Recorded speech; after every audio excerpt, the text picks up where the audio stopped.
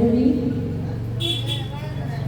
কীর্তন শুরুতে সভা মাঝে উপস্থিত সকল ভক্তের শ্রীচরণে রইল আমার শতকোটি ভক্তিপূর্ণ প্রণাম।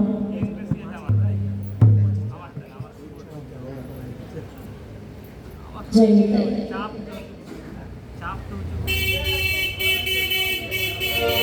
ভাবনিধি শ্রী গৌর সুন্দর আমার, যার অন্তে কৃষ্ণ আর বহিরে গোরা, সেই ভাবরাশি গোরা আমার গৌরাঙ্গ তনু, যার বাহিরে গৌরাঙ্গ আর ভেতরেতে কানু। হরি বল। রাধা কৃষ্ণের মিলিত তনু হচ্ছে আমার গৌরাঙ্গ সুন্দর। সেই গৌর সুন্দর, সেই প্রেমের ঠাকুর, সেই ভাবের ঠাকুর আজকে উদিত হলেন নদিয়া নবদ্বীপের ভাগ্যাকাশে। হরিবল।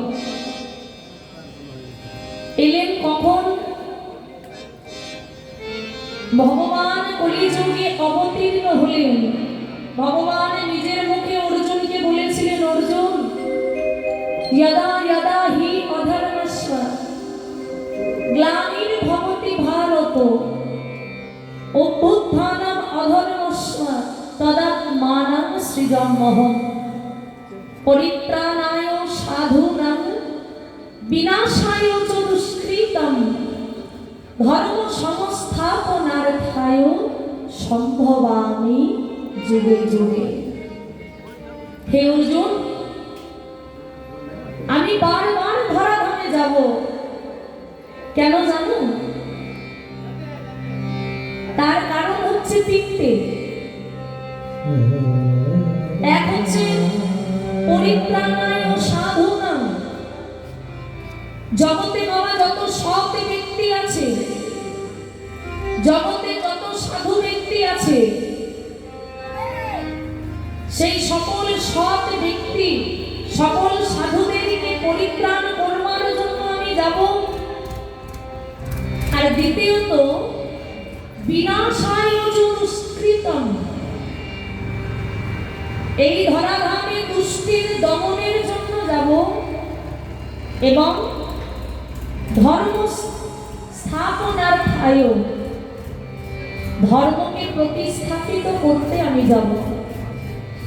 যখনই যেখানে পাপের ভরা পরিপূর্ণ হবে, অধর্মে ভরে যাবে, সেই অধর্মকে বিনাশ করে ধর্মকে প্রতিস্থাপন করতে আমি একবার নয়, আমি বারবার ধরাধামে অবতীর্ণ হয়ে যাব। তাই ভগবান এলেন ধরাধামে। কখন? কলিযুগ যখন পাপাচারে দুরাচারে ভরে গেল, মা ধরিত্রী যখন পাপের ভার আর সহ্য করতে পারল না, বসুন্ধরা মা যখন আর পাপের ভার সহ্য করতে পারল না, পাপা ভারে ধরিত্রী মা স্বয়ং ভগবানকে জানালো, প্রভু, ও প্রভু, কলিযুগ যে পাপে ভরে গেল, কলির মানুষ পাপাচারে দুরাচারে অনাচারে কলির মানুষ ভরে গেছে। প্রভু গো, একটি বার তুমি কৃপা করে এই কলিযুগের মাটিতে নেমে এসো। তুমি একবারই কৃপা করে এই ধরাধামে নেমে এসো দয়াময়। আর নেমে এসে তুমি মানুষকে মুক্তির পথ দেখাও। এই ধরিত্রী মা বলছে, আমাকে তুমি পাপ মুক্ত করো প্রভু, আমি আর মানুষের পাপের ভার সহ্য করতে পারছি না, আমাকে এই পাপের ভার থেকে তুমি মুক্তি দাও। যখন বসুন্ধরা মা স্বয়ং নারায়ণীকে ডাকলেন, স্বয়ং ভগবান শ্রীবিষ্ণু থাকতে পারল না, মনে মনে চিন্তা করছে গোলক ধামে বসে বসে যে কলিযুগ তো পাপাচারে ভরে গেল, কলির মানুষ তো অনাচারে ভরে গেল। সত্যি তো আমাকেও তো কলিযুগে যেতে হবে, আমাকে কলির মানুষকে পাপ মুক্ত করতে হবে, আমাকে কলির মানুষকে মুক্তির রাস্তা দেখাতে হবে। কিন্তু অনাদিরাদি ভগবান চিন্তা করলেন আমি কলিযুগে যাব কি করে? আমি জানি কলিযুগে আমার মতো ভগবানের দরকার, কিন্তু আমি কলিযুগে যাব কি করে? বাবা, দরকার পড়লেই তো আর ভগবান চলে আসবে না। কি মা আসবে? আমরা যদি এখানে মনে মনে ভাবি যে আমাদের এখানে ভগবান এলে ভালো হতো, তাহলে কি ভগবান চলে আসবে? দরকার পড়লেই ভগবান আসবে না। ভগবান আসবে কখন? যখন কোনো ভক্ত ভগবানকে আকর্ষণ করে ডেকে না আনবে, ততক্ষণ পর্যন্ত শত দরকার পড়লেও আমার ভগবান কিন্তু আসবে না। গোলকপতি ভগবান চিন্তা করছে আমি তো যাব কলিযুগে, কিন্তু যাব কি করে? কলিযুগে যে আমাকে ডাকার মতো একটাও ভক্ত নাই, আমাকে কলিযুগে ডাকার মতো যে একটাও ভক্ত নাই, আমি কি করে যাব? ভক্ত না ডাকলে আমি তো সেখানে যেতে পারবো না।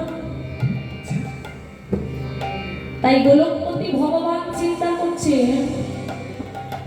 যে ভগবানকে যাওয়ার আগে আমাকে কলিযুগে ভক্ত পাঠাতে হবে।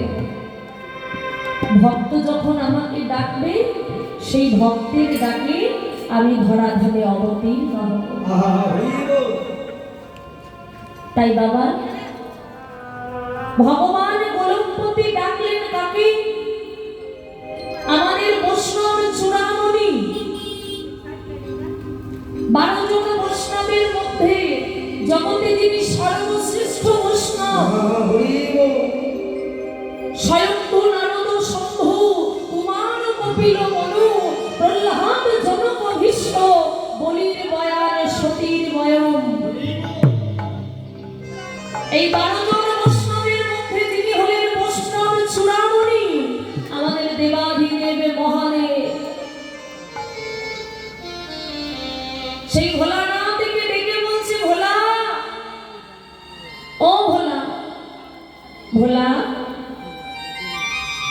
আর তো ভোলানাথের দেহ থাকলে হবে না, হবে না। ও ভোলা, আর ভোলানাথ সেজে থাকলে হবে না, আমি কি করতে হবে প্রভু? ও ভোলা, যাও, এবার তোমাকে যেতে হবে কলিযুগে শান্তিপুরে সীতানাথ অদ্বৈত গোসাই হয়ে। আর ওখানে গিয়ে তোমার একটাই কাজ। কি কাজ প্রভু? কি কাজ জানো ভোলা? তুমি ভোলানাথের দেহ ছেড়ে সীতানাথ হয়ে যাবে শান্তিপুরে, আর সীতানাথ হয়ে গিয়ে নীতি প্রতিদিন 3টি করে তুলসীর পত্র সুরধ্বনি গঙ্গার জলে দিয়ে আমায় নয়নের জলে বুক ভাসাইয়ে কেঁদে কেঁদে ডাকিবে। নয়নের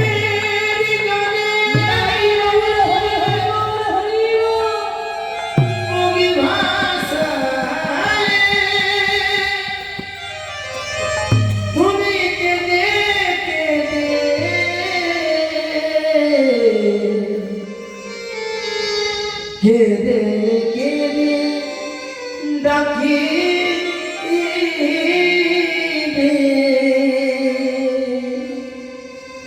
ভোলা,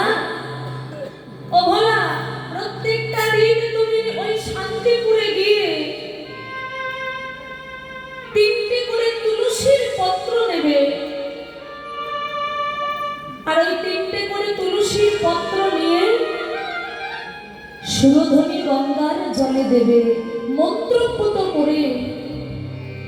আর কি করবে জানো? কেঁদে কেঁদে নয়নের জলে বুক ভাসি আমাকে ডাকবে, প্রভু আমি প্রত্যেকটা দিন ওই গঙ্গার জলে তুলসীর পত্র দিয়ে তোমায় ডাকবো। আমি কবে বুঝবো যে তুমি এই ধরাধামে নেমে আসবে?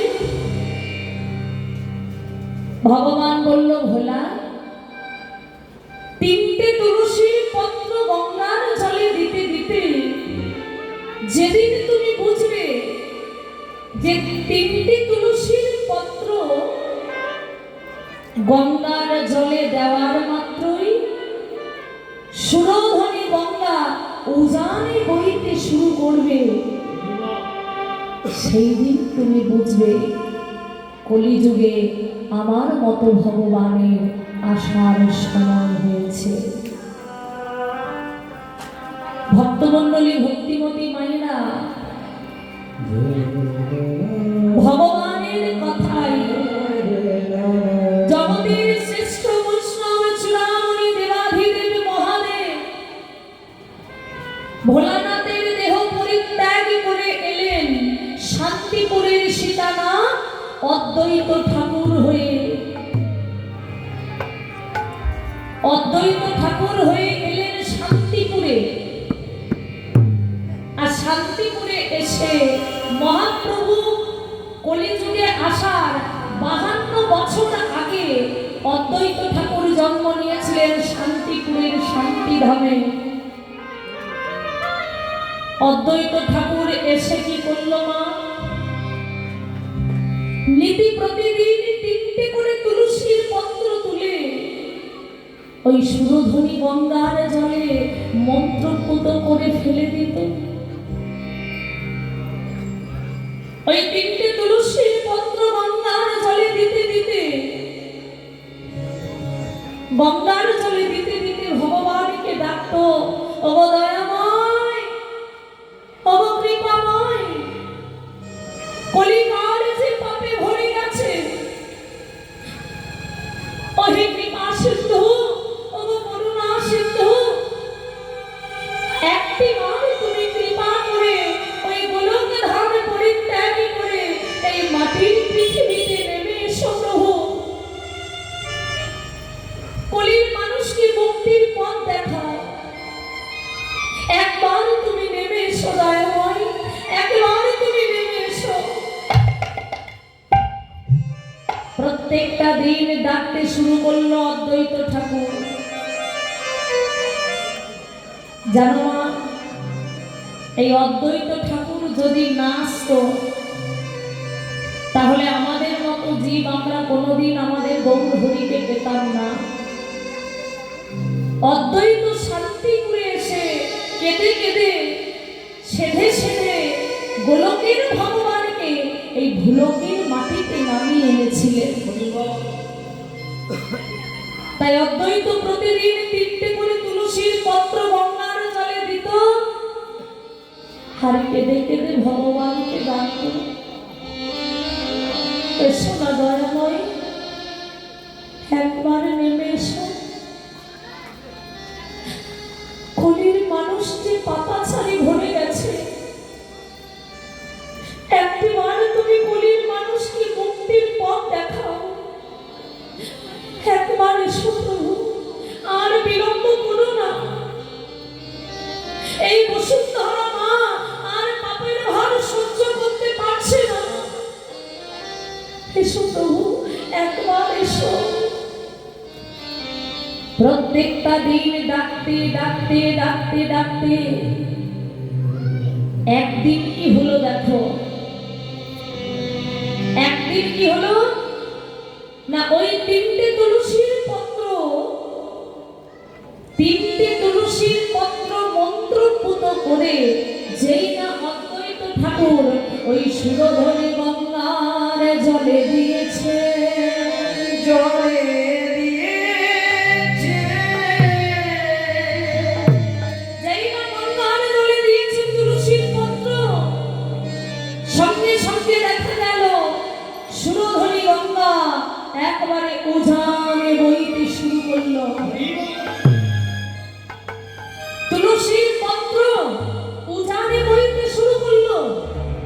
হে কি এ কি চমকে উঠল অদ্বৈত ঠাকুর। হে কি আজকে আজকে গঙ্গা উঠানে বইছে কেন? আজকে তুলসীর পত্র উল্টো দিকে যাচ্ছে কেন? এই তিনটে তুলসীর পত্র কোথায় যাচ্ছে? দেখা গেল গঙ্গার জলে ভাসতে ভাসতে তুলসীর পত্র চলেছে বিপরীত দিকে। আর অদ্বৈত ঠাকুর মনে মনে ভাবছে আজ আমিও দেখব যে এই তিনটে তুলসীর পত্র কোথায় চলে যায়। যত ছুটছে গঙ্গার জল তত ছুটছে তুলসীর পত্র। আর অদ্বৈত গোসাই ভাবছে আজ আমিও দেখব এই পত্র যাই কোথায়। হরিব তাই মায়েরা পত্র ছুটছে জলে জলে, আর আমার অদ্বৈত গোসাই ছুটছে তীরে তীরে। পত্র যত ছুটছে জলে জলে, অদ্বৈত গোসাই তত ছুটছে তীরে তীরে।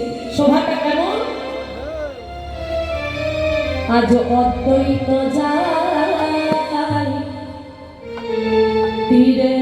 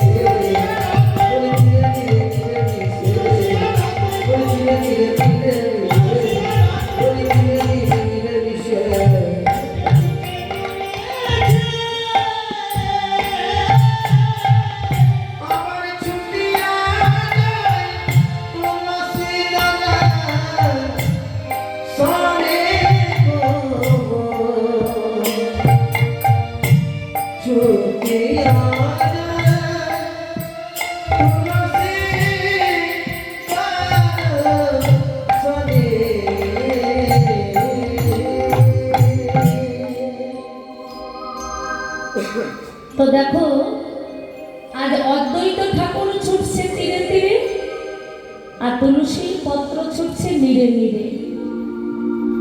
তুলসীর পত্র যত ছুটছে জলে জলে, অদ্বৈত ঠাকুর তত ছুটছে তীরে তীরে। এখন ওই তিনটে তুলসীর পত্র গেল কোথায়? না, ওই তিনটে তুলসীর পত্র গিয়ে থামলো কোথায় জানো? ওই তিনটে তুলসীর পত্র গিয়ে থামলো মায়াপুরের ঘাটে। কেন না, যে মায়াপুরের ঘাটে থামলো সেই ঘাটেই স্নান করছিলেন পরমা সুন্দরী একজন রমণী। আর ওই পত্র তিনটে কি করেছে বাবা? ওই রমণীকে প্রদক্ষিণ করে ঘুরতে শুরু করেছে। সে জলের মধ্যে দাঁড়িয়ে আছে, আর ওই তিনটে তুলসীর পত্র রমণীকে প্রদক্ষিণ করে ঘুরছে। এবার আমরা যদি পুকুরে স্নান করি, দেখবে এখন তার পুকুরে কেউ স্নান করে না, তাই না? এখন পুকুরে স্নান করা উঠে গেছে, এখন সবার বাড়িতে বাড়িতে স্নান। কিন্তু তবুও দেখবে যারা পুকুরে বা গঙ্গার জলে স্নান করে, স্নান করে শুধু উঠে আসতে হয় না, স্নান করে ওই ভিজা বসনে সূর্যদেবকে প্রণাম করে তার চরণে অঞ্জলি দিয়ে তারপরে উঠে আসতে হয়। তা সেই ভাগ্যবতী রমণী কি করলো? স্নান করা হয়ে গেছে, আর স্নান করার পরে ওই ভিজা বসনে সূর্যদেবকে প্রণাম করলেন। সূর্যদেবকে প্রণাম করে যেমনই না তার চরণে অঞ্জলি দিল, যেই না অঞ্জলি দিল, অঞ্জলি দেওয়া মাত্রই কি করলো? চরণামৃত পান করতে গেল। আর যেই না চরণামৃত পান করতে গেল বাবা, ওই তিনটে তুলসীর পত্র প্রবেশ করলো সেই চরণামৃতের মধ্যে। মা আমার জানতেও পারলো না।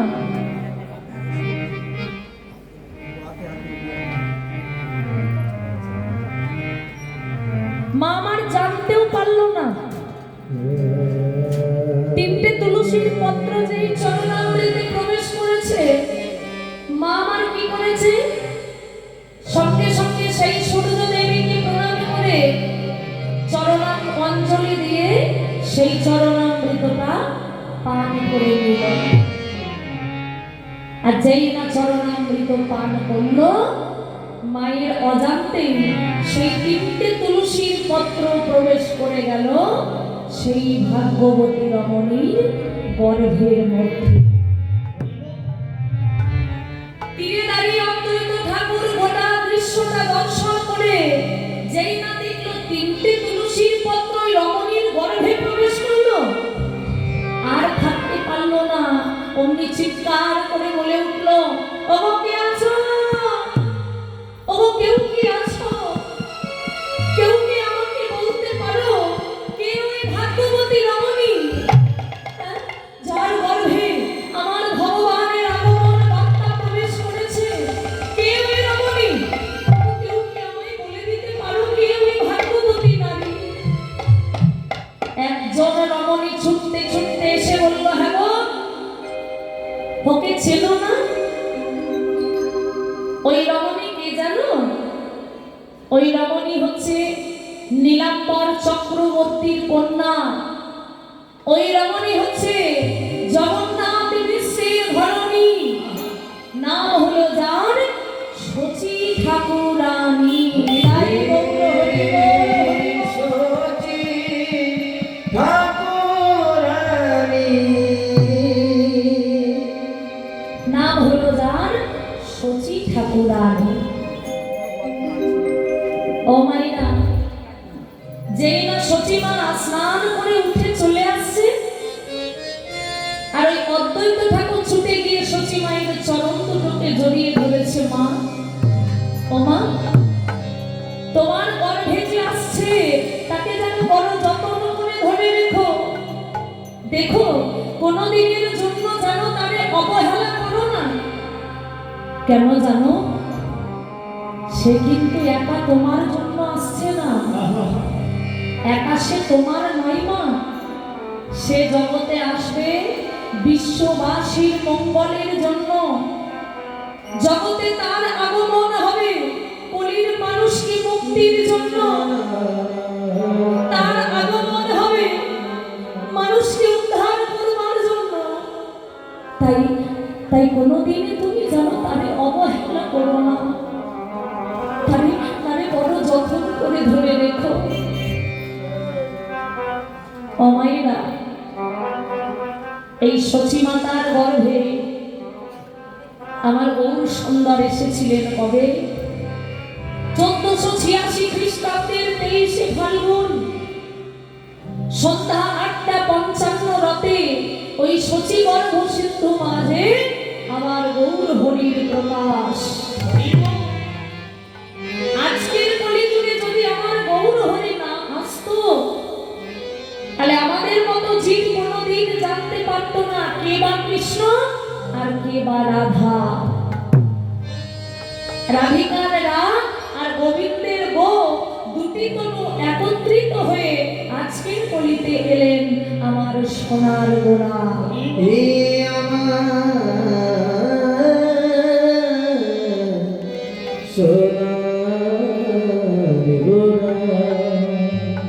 তাই গৌর হরি উদয় হলেন আমাদের মতো জীবকে উদ্ধার করতে নবদ্বীপের ভাগ্যা আকাশে। আজ গৌরের আগমন দেখে পদকর্তা কলম দিচ্ছে, দেখো আমাদের গৌরে লড়ে সোনার নদিয়া উলুধ্বনি শঙ্খধ্বনি। একবার উলুধ্বনি দাও।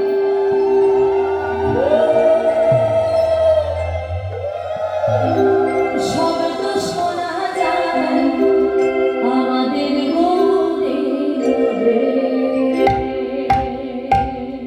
তাই গৌর হরি বল হরি বল।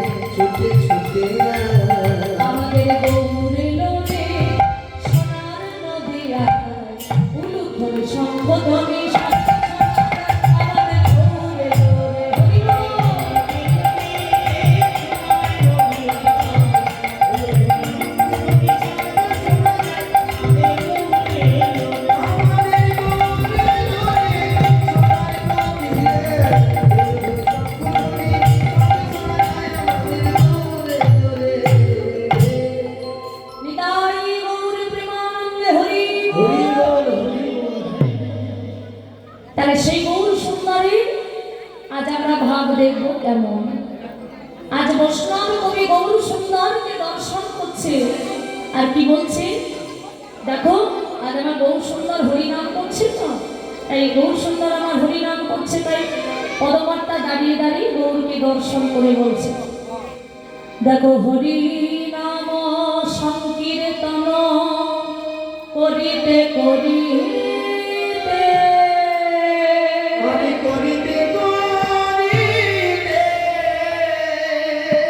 আবার হেন কালে মনে ভেল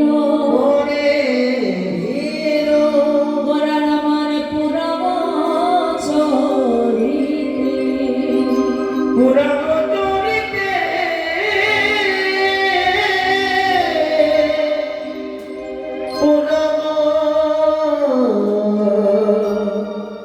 চরিতে মহানন্দে আমার গৌর হরিনাম করছে বাবা নবদ্বীপের পথে পথে। তা হঠাৎ করে গৌর সুন্দর আমার বাবা হরিনাম করতে করতে ভক্তগণ সঙ্গে ছিল তো, তাই যত ভক্তগণে ছিল ভক্তগণকে বলছে ওরে ভক্তগণ আজ আমরা আর হরিনাম করব না, আজ আর হরিনাম করব না। ভক্তগণ বলছে প্রভু তুমি এত হরিনাম ভালোবাসো আর হরিনাম করবে না? বলে না, আজ আর হরিনাম করব না। বলছে ও প্রভু তাহলে আজকে কি করবে? বলছে শোন, আজ আমরা হরিনাম করব না, মধুর বচনে গদ গদ সুরে পুজিব সুরজপতি বিপদে যাবে দূরে। আজ আমরা হরিনাম করব না, আজ আমরা কি করব জানিস? আজ আমরা সবাই মিলে সূর্য পূজা করব, হরিব। তাই ওরে চল আমরা সূর্য পূজা করতে যাব।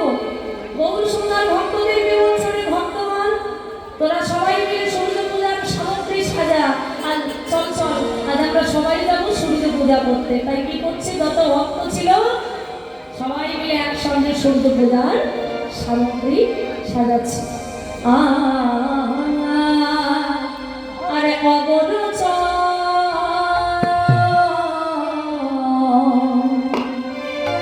চন্দন চুয়া গৌর হরি আমার আহা হস্তে লইয়া লইয়া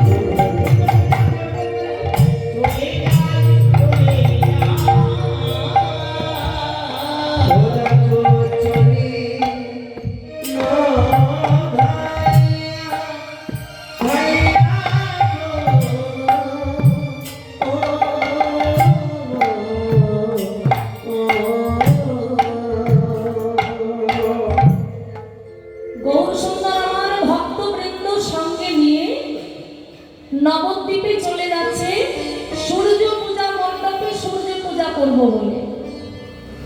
তা বাবা নবদ্বীপে সূর্য পূজা মণ্ডপ কোথায় আছে? বলছে একটা ফুলো বনে। সেই ফুলো বনটার মধ্যে গৌরসুন্দর সকল ভক্তদেরকে নিয়ে প্রবেশ করেছে। তাদের আনন্দ ধরছে না, আজ সূর্য পূজা করবে সকলে মিলে। তাই যখন সবাই সব পূজার সামগ্রী সাজিয়ে ওই ফুলের বনে প্রবেশ করেছে, আর বৈষ্ণব কবি এক পাশে দাঁড়াই দাঁড়াই মহাপ্রভুর ভাব দর্শন করে কলম দিচ্ছে। কি বলছে? দেখো ফুল বনে প্রবেশিল আমার গোড়া বীজ মনি। আরে ফুল বনে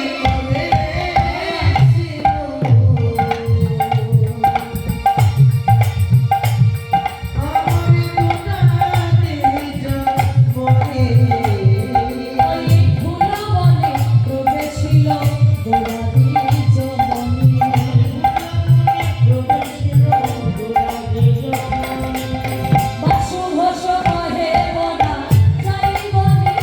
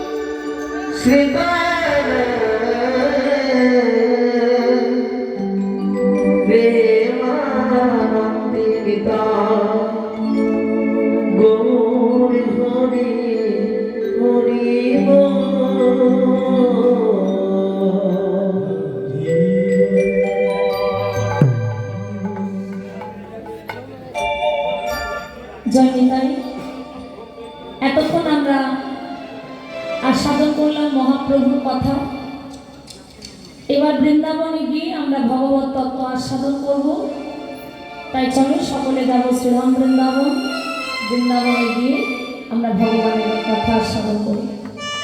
সবাই মিলে একবার দুটি বাহু তুলে প্রেম সুমন রাধে রাধে রাধে রাধে রাধে রাধে।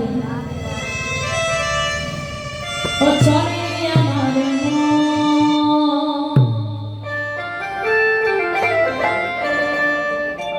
ওই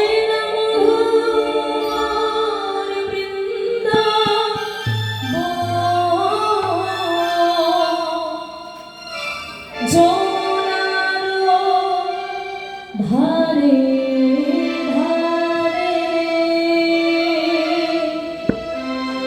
কি আছে আছে তমালের বন।